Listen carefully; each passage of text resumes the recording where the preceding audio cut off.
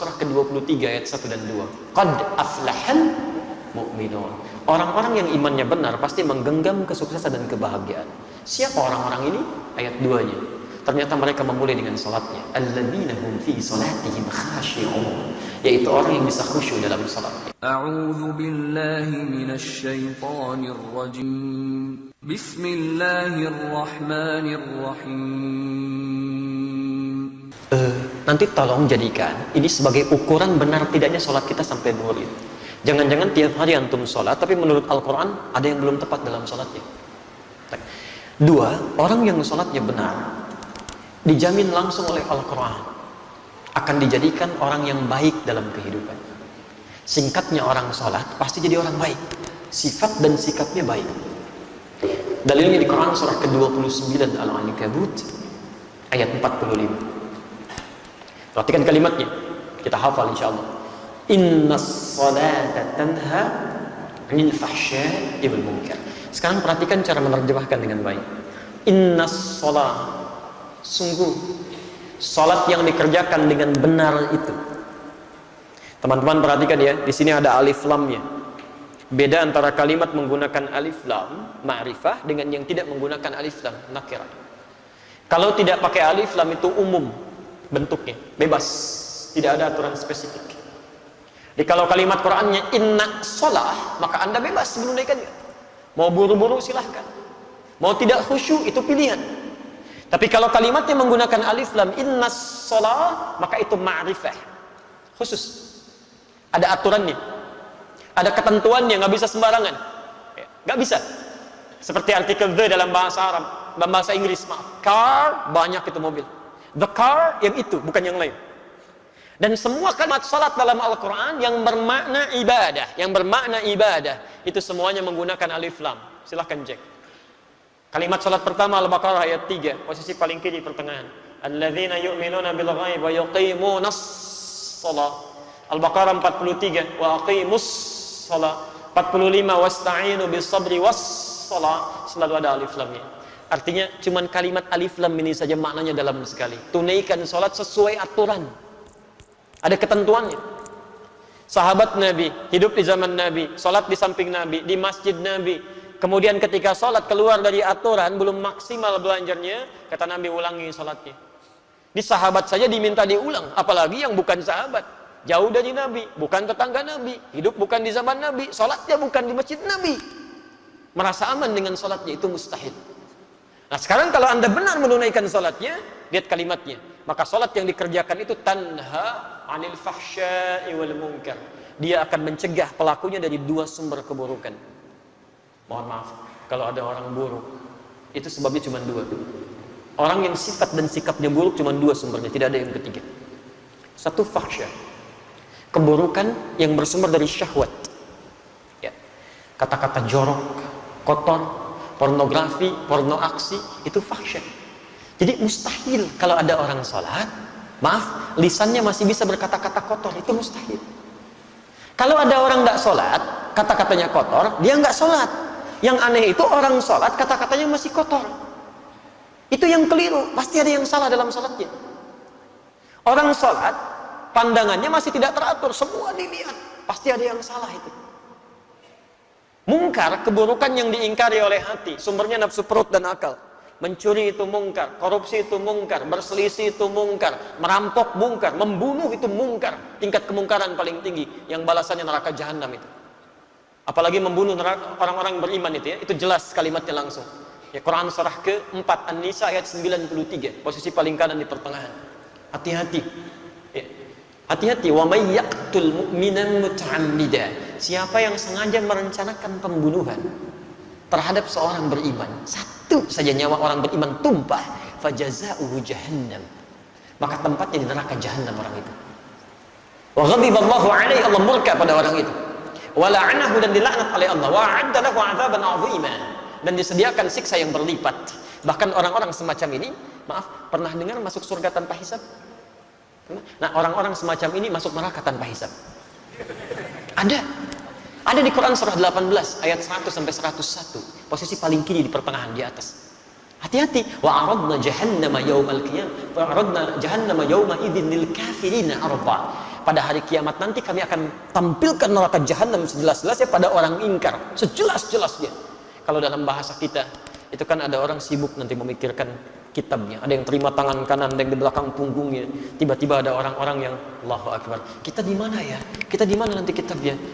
Allah sampaikan, wa aradna jahannama yawma idzinil kafirina arba. Kamu enggak usah banyak mikir ya, tempat kamu di sini neraka jahanam. Nanti langsung masuk aja ke situ. Langsung. Ya. Dan bukan cuma kafirin saja, karena ayat 101-nya menunjukkan orang-orang yang diberikan penglihatan enggak mau lihat dia. Diberikan pendengaran enggak mau mendengar yang baik-baik. Alladzina kanat a'yunuhum fi ghita'in 'an dzikri wa kanu la yastati'una as-sam'a. Bahkan di antara mereka ada orang yang munafik. Tahu ayat-ayat Allah tapi diingkari isinya dan melakukan maksiat dengan paham ayat-ayatnya. Itu masuk neraka duluan dibandingkan orang kafir. Quran surah keempat ayat 140, posisi paling kiri sebelah bawah di pojok. Hati-hati.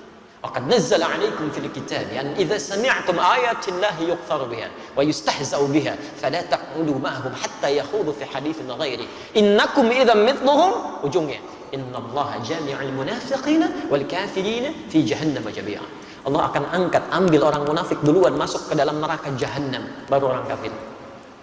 Ya. Maka saya terus terang sampai tadi pagi saya sampaikan, sulit bagi saya untuk menerima. Jangankan pakai akal, ke telinga aja nggak masuk. Ada orang mengatakan ingin memerangi teroris di Aleppo sana, tapi yang ditembak anak-anak kecil, yang dibom bayi-bayi, gitu kan? Ada perempuan-perempuan yang direnggut kehormatannya, ada orang tua yang dilecehkan kehidupannya, taruhannya dengan nyawanya, gitu. Antum masih enak sekarang, sholatnya nyaman di masjid. Orang-orang sana jangankan masjidnya, mau keluar saja nyawa taruhannya. Ya, tapi yang ditembak itu anak-anak kecil, yang bahkan Nabi pun melarangnya. Bagaimana Anda bisa mengatakan memerangi sesuatu karena jihad, tapi yang dihancurkan itu adalah sesuatu yang dilarang Nabi? Ada yang salah di situ. Kalau orang paham sampai dengan ayat ini saja, mustahil dia bisa melukai saudaranya. Demi Allah saya katakan mustahil, mustahil. Termasuk di kita. Ya. Jadi nggak bisa, ini masjidnya Al-Jihad. Ya. Wah, ini sekarang ada banyak dikumandangkan jihad, tapi dengan cara yang tidak benar, gitu ya. Allahu a'lam. Kalau benar mempraktekkan, kita luruskan ya cara yang dilakukan. Tapi kalau ada isu-isu yang ditampilkan, kita pun benarkan caranya. Jihad itu bukan tembak orang, bukan lukai orang. Jihad itu membela izzah Islam. Saat memang keadaannya terancam untuk dibela dan ditegakkan, itu jihad namanya. Ya. Antum diambil mobilnya, antum pertahankan, masa mau diambil imannya diam saja? Aji jihad itu di situ. Kalau ada yang melukai, kita pertahankan. Ada yang mempersoalkan, kita pertahankan. Dan kalau orang mempersoalkan dengan ilmu, kita balas dengan ilmu, jihad pengetahuan.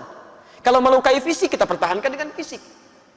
Saya pernah di Lampung ditanya itu, Ustaz, apakah bom di jalan Tamrin termasuk jihad fisabilillah? Saya bilang, Pak, setahu saya jihad fisabilillah itu jihad di jalan Allah, bukan di jalan Tamrin. Ada kaidah di situ, nggak bisa. Sekarang kan cukup rame gitu ya, muncul ini, muncul itu. Kemarin ada bom Panji, ya luar biasa. Pelakunya ibu-ibu, konon kabarnya demikian. Tapi memang luar biasa itu tuh. Amerika punya bom 7,2 ton, radiusnya 150 meter. Rusia punya bom 8,2 ton, daya jangkaunya 300 meter. Bom panci 3 kilo 300 meter gitu. Ini siapa orang ini? Ya, orang mana sebetulnya gitu kan? Kalau salah itu pemahamannya harus diluruskan tuh kan. Kalau isu-isu berkembang ya kita doakan supaya lebih baik lagi ya. Hati-hati itu penguasa panci ibu-ibu sekarang ya. Untuk punya masalah di rumah itu baru panci, belum kulkas tuh, mesin cuci yang lain. Kembalikan. Jadi orang kalau benar sholatnya itu pasti ada orang baik. Baik pasti. Ya, nggak repot kehidupan tuh, tenang gitu. Jadi kalau sampai hari ini kita sholat tapi lisan kita masih kotor, pandangan salah, perbuatan buruk, ada yang salah dalam sholatnya. Saya nggak tahu kalau di jihad ya. Beberapa tempat mau ke masjid saja mau sholat masih takut kehilangan sandalnya. Padahal mau sholat gitu kan. Pasti ada yang keliru. 3, ukur diri kita dan dia. Yang ketiga, orang yang benar sholatnya kata Al-Quran. Sholat yang dikerjakan pasti berdampak pada ketenangan jiwanya. Tenang. Quran surah ke-20 Taha ayat ke-14. Wa aqimis salata lidzikri. Tunaikan salat sebagai zikir kepadaku kata Allah. Zikir itu banyak di Quran. Banyak. Ba'da salat kita zikir. Sunnahnya zikir ada di Quran surah ke-4 ayat 103, posisi paling kanan sebelah atas. Fa idza qadaytumus salata fadhkurullaha. Maka jika telah tuntas Anda tunaikan salat, segera zikir kepada Allah. Ada kalimat diajarkan oleh Rasulullah SAW. Baca Al-Quran itu zikir, karena Al-Quran sendiri disebut dengan zikir. Quran surah 15 ayat 9, posisi paling kanan di pertengahan. Inna nahnu nazzalna dzikra wa inna lahu lahafizun. Kami telah turunkan Al-Quran sebagai zikir. Jadi kalau antum sedang baca Al-Quran, itu sedang berzikir. Penghafal Quran juga sedang berzikir. Bahkan 4 kali disebutkan dalam satu surah saja, surah ke-54 Al-Qamar, ayat 17, ayat 22, ayat 32, ayat ke-40. Walaqad yassarnal Qur'ana lidzikri fahal min muddakir. Sungguh kami telah mudahkan Al-Qur'an untuk digunakan sebagai zikir. Hafalannya disebut dengan zikir. Tapi apa fungsi zikir ini? Di tafsir Quran surah 13 Ar-Ra'd ayat ke-28. Ala bi dzikrillahi tatma'innul qulub. Yakinkan pada jiwamu, pada dirimu, kalau zikirmu benar kepada Allah, dampaknya ke hati pasti tenang. Ini rumus di Quran. Antum kalau sedang kurang tenang, zikir. Di kantor sedang tidak tenang, di rumah tangga, wudu, ambil wudu, buka mushaf, baca Quran. Solusi belum datang, tapi minimal hati Anda tenang. Tenang. Hafalkan Quran. Dan puncaknya sholat. Kenapa sholat disebut puncak zikir? Karena sholat itu bisa menghimpun semua jenis zikir.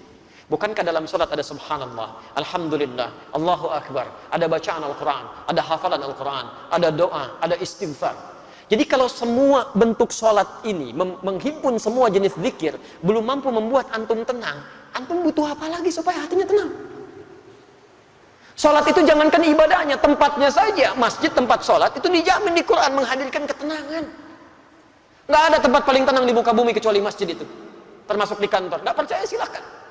Sedang capek kerja macam-macam, masuk ke masjid, duduk setelah tahiyatul masjid, tiba-tiba nggak kerasa kipas muter, tenang, plak, tidur aja gitu. Saya pernah ke Tokyo itu, dan diajak ke Gunma. Ini nyata. Bertemu dengan ustadz dan komunitas di sana, cerita, Ustadz, sedisiplin-disiplinnya di sini, tapi ketenangan itu tidak mudah untuk didapatkan. Tingkat bunuh dirinya itu 30.000 setahun. Sehari bisa 100 orang bunuh diri. Dan kami pernah dibawa ke daerah Fuji yang setiap hari akan ditemukan 4-5 mayat di situ. Makanya kata Profesor Kato, sehebat-hebatnya orang Jepang yang disiplin masih kalah sama orang Muslim. Bukan orang Indonesia, orang Muslim. Ya. Jadi orang Muslim itu punya satu ajaran yang nggak ditemukan dimanapun, yang menghadirkan ketenangan dalam jiwanya. Tapi Ustaz, masih ada di Swedia satu distrik yang lebih dahsyat dibanding ini. Itu bunuh dirinya di mana aja, serampangan. Karena itu konsolnya, pemdanya sampai membuat tempat khusus lokalisasi bunuh diri. Dan jamnya diatur, jam 10 sampai jam 12. Jadi kalau datang jam 8 kepagian, datang jam 2 kesiangan, besoknya lagi gitu. Nah ini nyata kejadian, satu kali ada orang akan bunuh diri, ya jadwal dia jam 12. Ketemu dengan salah seorang di situ, Muslim, ustadz juga, cuman di Eropa kan tampilannya agak beda. Ditanya, mau kemana kamu? Mau bunuh diri. Jam berapa? Jam berapa? Jam 12 katanya. Baik, sekarang kan masih ada waktu, mau ikut saya? Oh tidak, nanti saya terlambat. Terlambat? Kata ustadznya, nanti saya berikan gantinya. Kan, kalau kamu merasa dirugikan, saya bayar kan. Akhirnya dia ikut, dibawa ke masjid. Karena dia belum Muslim, dia nggak bisa masuk, dia nunggu di luar. Ternyata mendengarkan tausiah, ada mendengarkan bacaan Quran, Allahu Akbar. Tadi saking tenangnya duduk, ngantuk, plak tidur. Dilihat begitu pulasnya sampai lewat dari jam bunuh dirinya. Betul, jam 1, jam 2, ini nyata. Ketika sudah semakin pulas, ini tidak tega membangunkan karena kelihatan enak sekali. Begitu bangun, langsung kemudian disampaikan, saya mohon maaf tidak bangunkan. Kamu merasa nikmat sekali. Kamu sudah lewat jam bunuh dirinya. Saya ingin tanya apa yang harus saya ganti. Ternyata jawabannya cukup mengejutkan. Ini tempat apa? Masjid. Apa keutamanya? Dijelaskan. Saya tidak ingin jadi bunuh diri. Tidak jadi bunuh diri. Saya itu ingin bunuh diri karena 3 hari berturut-turut tidak bisa tidur sampai hari ini. Entah kenapa tiba di sini, tiba-tiba bisa tidur. Jadi orang nggak sholat aja dekat masjid jadi tenang. Apalagi yang sholat. Kalau antum sudah masuk masjid, sudah sholat gak bisa tenang juga, antum perlu apa lagi? Orang itu akhirnya masuk Islam. Peristiwa itu jadi viral kemudian di media sosial, menyebar dengan kuat sampai-sampai dipanggil oleh pemdanya, kalau kita bupatinya. Akhirnya apa yang terjadi? Di tempat lokalisasi bunuh diri tadi, di sampingnya dibuatkan tempat untuk ustadz tadi, dan ada tulisan, bagi yang ingin bunuh diri konsultasi dulu ke sini. Itu nyata gitu. Jadi kita punya teorinya, kenapa nggak kita maksimalkan? Kalau tiap hari Anda belum tenang, nggak nyaman hati, yang paling aneh itu pada urusan orang lain, Anda yang jadi nggak tenang. Yang punya masalah orang lain, kenapa Anda yang ribut dalam statusnya? Berselisih satu dengan yang lainnya. Kadang-kadang urusan yang sudah jelas masih Anda pikirin juga, itu keterlaluan. Dalam agama itu kita punya konsep, sesuatu yang sudah jelas diatur oleh Allah, nggak usah banyak dipikirin. Memang sudah begitu dipikirin pun nggak akan berubah. Mendung itu bukan urusan kita, itu Allah yang mengatur. Mendung itu tanda hujan. Kalau sudah mendung ya siap-siap aja, payung dikeluarkan. Itu yang dituntut ikhtiarnya, bukan dipikirkan. Duh, mendung. Kalau mendung hujan turun, banjir, paling macet. Ustadznya paling nggak datang, nggak jadi acaranya. Ustadznya udah nunggu duluan. Jadi nggak pas situasinya. 4. Orang yang sholat yang benar, ini yang paling dahsyat. Dijamin langsung oleh Al-Quran, akan dimudahkan segala urusan hidupnya. Bahkan rizkinya pun didatangkan dari sisi yang tidak dia duga. Allahu Akbar. Quran surah ke-65 At-Talaq, di akhir ayat kedua, di awal ayat ketiga, di tafsir di Quran surah kedua Al-Baqarah, di ayat yang sama 2 dan 3. Perhatikan kalimatnya. Saya beri rumus ya. Baik. Boleh saya tuliskan? Alhamdulillah. Ini bisa di bawah atau ada mic yang lain? Baik, perhatikan rumus Quran surah ke-65 di awal ayat, di akhir ayat kedua, di awal ayat ketiga. Maaf, kelihatan? Oh, belum, saya belum nulis. Itu bagaimana ya? Itu makan apa barusan? Quran surah ke-65. Baik, bismillah. Perhatikan kalimatnya. Wa may yattaqillaha, siapa yang bisa meningkatkan takwanya kepada Allah, yaj'al lahu makhraja, kami berikan jalan keluar, solusi dari setiap persoalan yang dialami. Fokus ya. Kalau Anda punya masalah dalam kehidupan, di rumah tangga, di kantor, dimanapun, firman Allah sederhana, yattaqillaha yaj'al lahu makhraja. Jawabannya kata Allah, cukup tingkatkan takwa, kami selesaikan masalahnya. Jadi kalau Anda sedang punya masalah, biayanya nggak mahal, tenaganya nggak banyak, takwa tingkatkan, masalah diringankan oleh Allah. Jadi kalau Anda sekarang punya masalah nggak tuntas-tuntas, di kantor jadi juara, di rumah nggak pernah tuntas, padahal masalah yang sama oleh orang lain cukup dengan senyuman, Anda nggak selesai, mungkin cek, ini yang kurang. Bahkan rizkinya pun, wa yarzuqhu min haitsu la yahtasib, kami datangkan rizkinya dari sisi yang tidak dia duga. Jangankan yang Anda ikhtiarkan, yang Anda tidak cari pun tiba-tiba bisa mendatangi Anda. Nah sekarang kalimat takwa disebutkan perubahannya 115 kali dalam Al-Quran. Kalimat takwa pertama ada di Al-Baqarah, Quran surah kedua, ayat 2 sampai 3. Dzalikal kitabu la raiba fi hudal lil muttaqin. Siapa orang takwa ini? Ayat 3-nya. Alladzina yu'minuna bil ghaib wa yuqimunas shalah, menyempurnakan salat. Kalau Anda bertanya, ya Allah bagaimana cara saya meningkatkan takwa ini? Kalimat takwa pertama, salat. Jadi kalau salat kita meningkat dengan baik, masalah kita tuntas, selesai. Ya. Salat. Jadi kalau sampai hari ini masalah tidak pernah tuntas, tapi kita salat. Yang jadi masalah di kalimat yuqimun. Barangkali belum sempurna cara salatnya. Belum sempurna. 5 saya agak segerakan. Quran surah ke-23 Al-Mu'minun ayat 1 sampai 2. Orang yang salatnya benar sesuai petunjuk Al-Quran, tuntunan Rasulullah SAW, dijamin langsung oleh Allah Subhanahu wa Ta'ala akan diberikan kesuksesan dan kebahagiaan dalam seluruh aktivitas. Sukses dan bahagia. Jadi ada orang yang sukses saja tapi belum tentu bahagia. Ada yang bahagia, cuma belum tentu keseluruhannya. Itu disebut dengan fauz namanya. 29 kali disebutkan derivasinya dalam Al-Quran. Turunannya ada fauzi, fauzan, faizah, fauziyah. Jadi kalau ada yang namanya fauzi, faiz, faizah, fauzan, fauziyah, itu orang yang diharapkan sukses dalam kehidupannya. Sekalipun belum tentu bahagia pada umumnya. Tapi kalau bahagia saja, sekalipun belum tentu sukses, itu fariha. Fariha dalam bahasa Arab. Orangnya disebut dengan farhan, perempuannya farah. Jadi kalau ada yang namanya farhan atau farah, itu orang diharapkan bahagia dalam kehidupannya. Miskin pun nggak apa-apa, yang penting bahagia. Umumnya. Sekarang saya tanya Anda, pilih mana? Kaya tapi gelisah, atau miskin tapi tenang, tapi nggak ada pilihan ketiga dan tidak usah maksa. Sukses tapi nggak bahagia, atau bahagia tapi nggak sukses. Kaya tapi gelisah, atau miskin tapi tenang, pilih mana?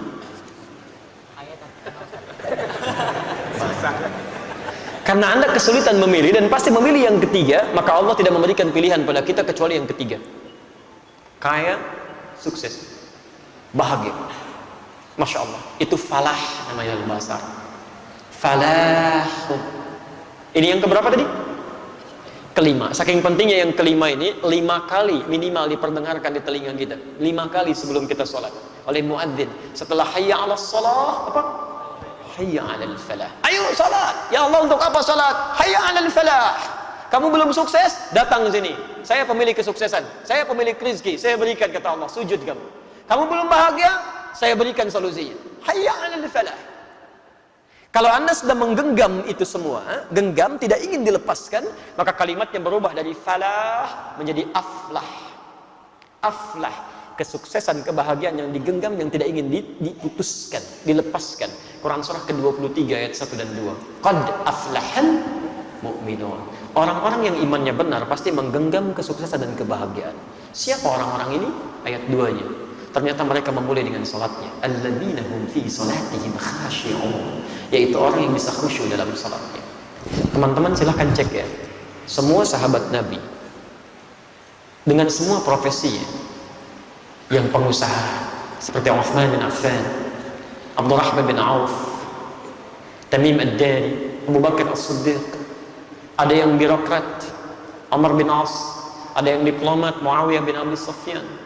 Masya Allah, itu sesibuk-sibuknya mereka karena paham tentang ketentuan ini, itu mereka tidak pernah meninggalkan sholat berjamaah, bahkan berlomba mengerjakan tahajud, sampai kata Imam An-Nawawi dalam kitabnya At-Tibyan fi Adab Hamalatil Quran. Imam An-Nawawi itu sebelum menulis Al-Arba'in 42 hadis, Riyadhus Shalihin 1896 hadis, beliau menulis kitab namanya At-Tibyan fi Adab Hamalatil Quran. Saya sudah cek di Indonesia ada itu yang bahasa Arab nih. Ada yang terbitan Darul Kutub Al-Islamiyah warna coklat, merah kecoklatan. Ya, antum bisa dicek halaman 38, paragraf pertama baris 1 sampai 2, posisi paling kanan sebelah atas. Kalau terbitan kedua Darul Nafais warna kuning, halamannya 47, posisinya paling kiri, paragraf ketiga baris 1 sampai 7. Itu bagaimana disebutkan Uthman bin Affan, Abdurrahman bin Auf, Tamim ad-Dari bukan senang saat rezekinya terus melonjak, tapi bahagianya dirasakan saat mampu tahajud di malam hari, sampai kata Imam An-Nawawi sampai bisa sampai hatam Qur'annya. Sampai hatam Qur'an. Bisa nggak dilukiskan itu? Antum mau ngecek kekayaannya, silahkan bandingkan. Abdurrahman bin Auf itu kapaknya jadi terbuat dari emas.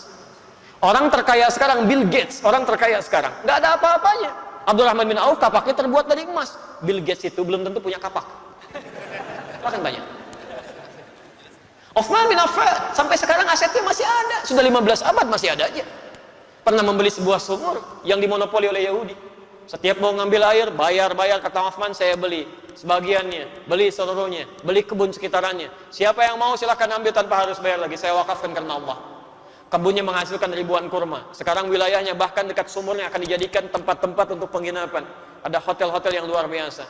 Royaltinya datang dari situ, disimpan di bank Saudi, disedekahkan lagi kepada yang membutuhkan atas nama Uthman bin Affan radhiyallahu ta'ala anhu. Sampai sekarang masih ada. Dan itu ditempuh dengan takwa gitu. Jadi silahkan cek dia. Sahabat Nabi, dekat dengan Nabi, sebagian mereka bahkan menantunya Rasulullah SAW. Dijamin masuk surga oleh Nabi dengan lisannya. Tingkat surga paling tinggi, dekat dengan Rasulullah. Masih mau menunaikan salat sunnah bahkan pada malam harinya, dan dunianya sukses. Tahajudnya luar biasa. Antum bukan sahabat Nabi, tetangganya juga bukan. Surga belum jelas sampai dengan siang ini. Hisab masih menegangkan. Jangankan salat sunnahnya, salat fardu masih ditunda-tunda. Cita-cita masuk surga bersama Nabi. Kena repot di situ. Jadi teman-teman, coba dicek dari 1 sampai 5 ini berapa yang sudah kita raih sampai dengan zuhur ini.